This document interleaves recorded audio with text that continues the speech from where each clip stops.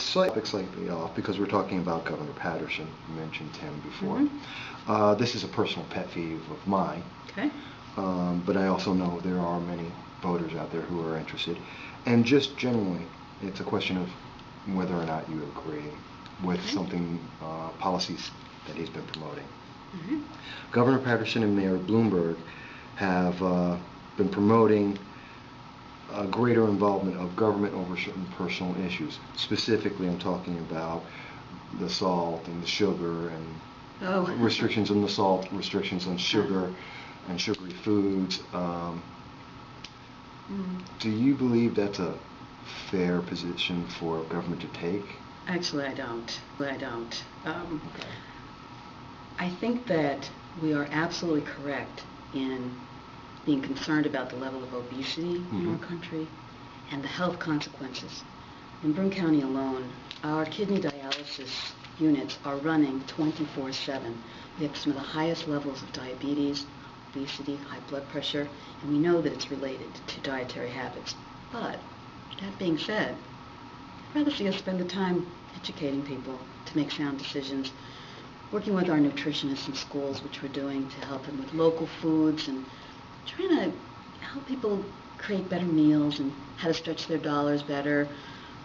But to come in and micromanage people at that level, I think is a slippery slope, to tell you the truth. And well, I can understand. I appreciate that because that's kind of my position as well. Feels fine with me. I have a sort of a personal freedom streak, with the motorcycle helmet issue and some other things. I really think people ought to be given the information up front and hopefully, it's just like with smoking. We spend time educating people about the consequences. When we were kids, probably 50% of the public smoked. Right now it's down to maybe 18%. About 18, they say 18 to 20. And so I think that's the better way to go. Yeah, I agree with you. People make the choices. I like to quote often, if you've ever seen Mission Man, the movie Sylvester Stallone. Dennis Leary has a great line in there about the freedom of choice. And if you ever get a chance, if you haven't seen it, I have not, but it's very funny. Freedom of choice is important. He presents it in a funny way, but I think it's a great symbol. But let's go in a slightly different direction. And this is more a general, somewhat national, somewhat personal issue for yourself.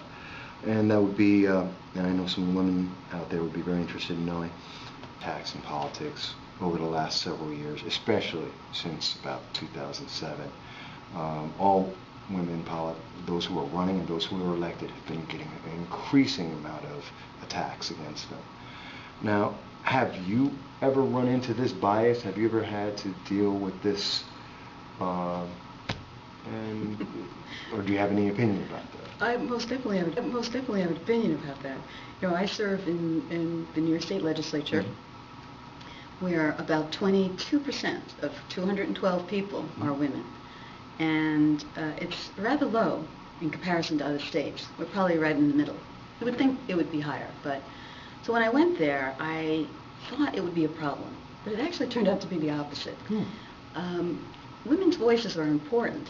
I always say we're not better politicians, but we certainly add something different to the mix. We have a different set of circumstances, different experience level, and perhaps different sensitivity on various topics. I found myself to be sought after, and my opinion was more important than I had originally expected it would be, because it was something different, something that was a valuable commodity, I guess you could say. Okay. But also, when I ran the first time, or when I won, I became the first woman to be in this position, and that same night, Barbara Fiala became the first woman county executive. So we broke a couple of big barriers. Prior to that, all the voices people heard were men. So locally, I think it's been a good thing. I think people have appreciated hearing that different sound and different way of doing politics. And to just be completely direct with you, sure, I find that in Albany, at least, many of my women colleagues are much more focused on getting the job done. No disrespect meant to my other colleagues, but yes. we're much more focused on, let's just get this done and get out of here and move on to something else. We're not worried about who's going to take credit for something, and we don't get into ego battles where it was my idea and no, it was your idea. We just want to fix things, and we just want to move on and get something accomplished.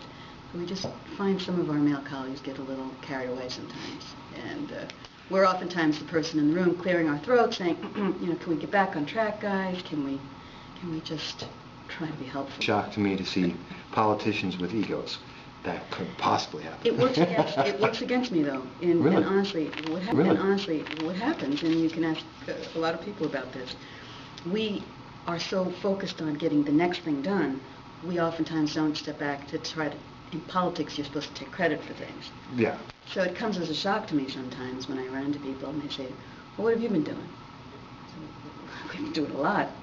I just don't take the time to market it that way, and we don't spend as much time, perhaps, as we should, putting communicating. Putting name up there and saying, here it is. Or spending a lot of people's money to send out, flyers and pamphlets on tax dollars to say, hey, aren't I great? Look at all the things I've done. By the same token, maybe people don't. So it works for you, works against exactly. you. It's that catch-22. It's a catch-22. Okay. State government issues and taxes, because that's the big issue right now in this environment. And one of the key questions, there's been a lot of taxes proposed by the governor in his budget recently. There's a lot of fees that are coming out that he's been proposing. And as a general, I would ask, and this is something that I'm suggesting, would you be opposed to a 10% reduction across the board in the budget? Is that a crazy thing, or is there a better idea out there? I don't know. I'm just... Well, we've already done that. That's the shock. That's the shocking piece of information. When I referenced the Wall Street collapse, we had a $17 billion budget deficit last year. Right. We cut more than 10% off of numerous agencies. The SUNY system alone suffered a 25% cut over the last 2 years. It's huge. Every department, every program, Department of Environmental Conservation, Housing, Transportation, you name it, has been cut at least by 10 or 15%. It's not widely known. No. Because we were filling a huge gap. 17 billion last year, 10 billion this year, who knows how many more next year. Because we don't have the stimulus money to fill in, it's going to be even more of a problem next year. When you hear people say, state spending went up by 10%, the state spending went up so many percent this year, that's all stimulus money that came in to help us pay for increased unemployment insurance, more people on food stamps because of the unemployment and the collapse of jobs. So, yes, I would be in favor of additional cuts. But look, we have to understand what we've done already. Quite a bit. Huge cuts. Devastating cuts, but people really haven't dwelled on that. They've been dwelling on what we had to do in addition. So many billions in cuts, we still weren't where we needed to be, and that's why some decisions came along to put on these fees and additional taxes. This is where I parted company and voted no around all of that, because I think there's wasteful spending and unfunded mandates that are being passed along to schools and municipalities that are just making matters worse. That's where the savings can be. The problem is people don't want to take the time to really work on these systems. This is my problem with some of the leadership that I'm dealing with in Albany, is they want quick fix. They want to just... Here's a solution and let's pass it. Exactly, which gets back to let's roll up our sleeves and actually work at this, shall we, for a few minutes, folks? Yes. And if you look at the Medicaid system, for example, it is an enormous, sprawling enterprise that is wasting literally billions of dollars to duplicative services and fraud, and the failure to help get people out of expensive nursing homes and keep them in their homes longer. 3/4 of the money we spend on Medicaid is on nursing home care and on the disabled, and we haven't taken the time to really try to straighten that thing out. So that's my frustration, is that we have to work on these things. So yes, we need to do more cuts, but not just slice across the board cuts. We need to go in and look at where the waste is and really try to do it right. We haven't done it right. I could tell you some horror stories about things that are going haywire, especially at Binghamton University and other places, community colleges, hospitals, nursing homes. The cuts were really devastating. And they'll continue to be till we right-size things and also make it sound, based on sound. Well, I think it's a message gets out there for all the voters out there, and anyone who would see this, that at least, yes, there are things, this is happening. Because I don't think that message has gotten out very clearly. But we put ourselves in this position, by not doing the hard work coming up to this. We weren't prepared for a crisis. So when the bottom fell out, we fell right in the hole. Instead of being smart and really working on this ahead of time, you could see the writing on the wall, but again, they just wanted a quick fix, a big Band-Aid. It just doesn't work like that. Well, staying on that thought and on that theme, that obviously you've heard, and everyone in New York State, and all small business owners know, like myself, we know that corporate taxes in New York State are insane. And the red tape and regulations for, especially as you get larger, it's incredible. And it makes it very difficult for anyone to operate a business, let alone compete with other businesses interstate.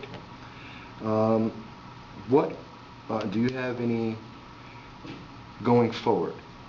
What are some of the ideas that you have that could help bring business back into New York State?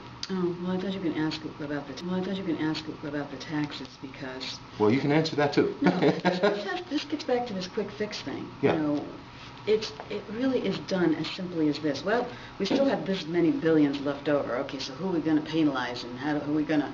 You know, it's not done through animosity. It's done because nobody knows what else to do, and they just start assigning taxes in a way that just is not well thought out.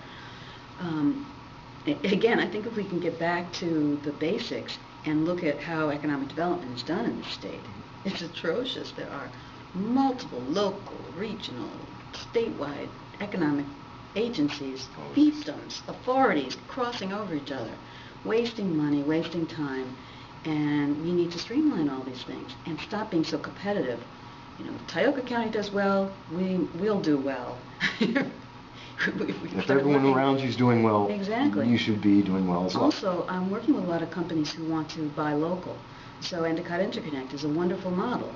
They're trying to have their supply chain within a 50-mile radius of their business, so we can, you know, keep it centralized. Exactly, and have other people prosper. We certainly have to unpack the burden. We've done some help on workers' compensation. We've got to continue to do some more on that. I understand there's some real glitches in the way unemployment insurance is assigned and how it affects employees who let people go, now years that they've got to follow along. We're certainly not going to backtrack on environmental regulations and consumer protections, which you know, we do get penalized for by local and statewide businesses. My big thing is innovation. We're sitting here in the Valley of Innovation. It really annoys me that a place like Albany has started to call themselves the Center of Innovation, when this was the place where flight simulation and IBM and all the big innovations came from. So we are poised at the Binghamton University. 3 buildings. 1 is open, 2 is almost open, and the 3rd one we just broke ground on. The Innovative Technologies Complex. That's the place, working with BCC. It's going to help us get some of these great new ideas out there if, big if, we can free up some venture capital.